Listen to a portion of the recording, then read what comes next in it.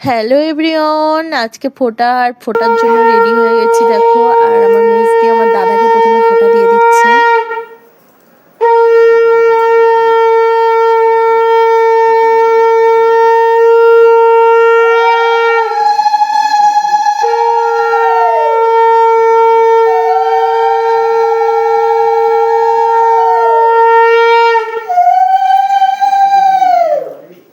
দাদাকে দইয়ের ফোঁটা দিও।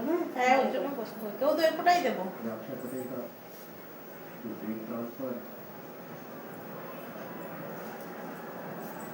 বল, জোরে বল, জোরে জোরে বল।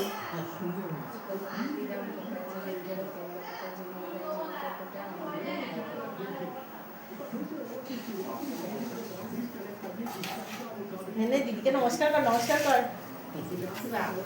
গিফট দে দিদি। এই জল দে তো, এবার জল দে। এর জন্য দেখতে দেখতে না। এর জন্য কাছে কাছে দিদি। আমার দিদিকে দাদা দেয়া হয়ে গেছে? না না দেবো। এরে বাবা, তুই কেন টাকা দিচ্ছিস কেন? তুই কিনে নিবি তোর পছন্দ মতো কিছু। ওই মাল নিয়ে আসলো।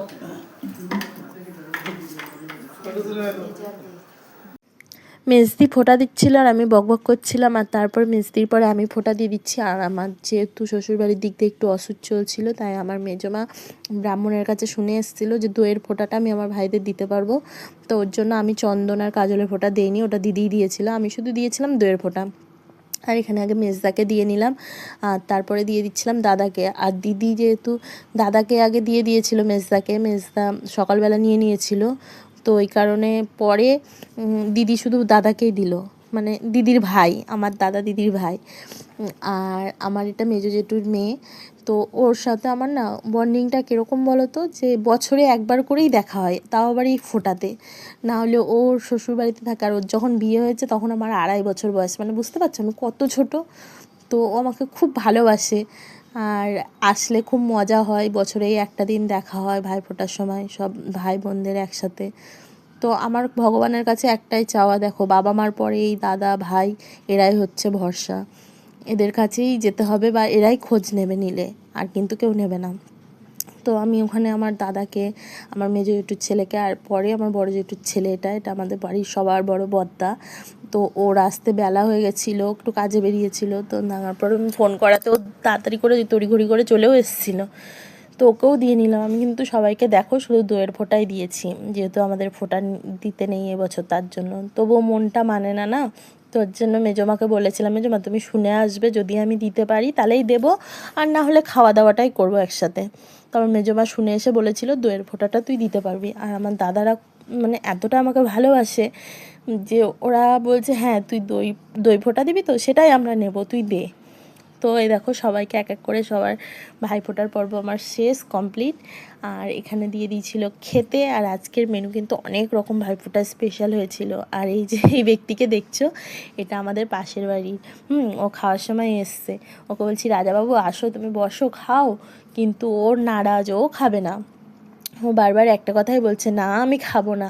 মানে বৌদি আবার বলছে ওকে নেমন্তন্ন না করলে খায় না, তাই আমি ওকে বলছিলাম হ্যাঁ তোমার নেমন্তন্ন, তুমি আসো। তো আমাদের খেতে খেতে অনেকটাই বেলা হয়ে গেছিলো, যেহেতু বদ্দা আসতে দেরি করেছিল। আর আগে ফোঁটাটা আমি দিয়েছিলাম আমার মেজমার বাড়িতে, তোমরা দেখেছো ভিডিওটা, দেখলে বুঝতে পারবে। আর পরেরটা আমি বাড়িতে এসে দিয়েছিলাম, আর তখন সাইড দিয়ে ওরা খুব মস্তি করছিল। আর এখানে বড় বৌদি আর বৌদি সবাইকে খেতে দিচ্ছে, আর বৌদি বারবার সবাইকে বলছে বুফের মতো সামনে রেখে দিলাম, যে যেটা পারবে নিয়ে নেবে, নিয়ে খাবে। আর এই দেখো ভাইফোঁটা শেষ, আর আমার গিফট কী কী পেয়েছিলাম সেটা তোমরা দেখে না, চলো সেটাও দেখে না গিফট পেয়ে। মাথাটা পেটাই গুগলে আজকে মাথাই খেতে হবে। ক্যামেরাটা পুরে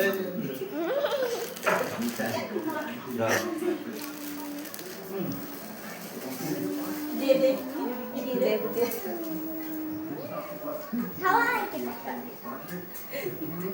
বান্ডিল দিয়েছে, বান্ডিল দিয়েছে, ভালো করে দেখা। তো এখানে তো আমি আমার গিফট পেয়ে গেছি, আর গিফট তোমরা দেখলে, আর কেমন লাগলো আমার ব্লগটা অবশ্যই কমেন্ট করে জানিও। ভালো লাগলে লাইক কমেন্ট শেয়ার করে পাশে থেকো। টাটা।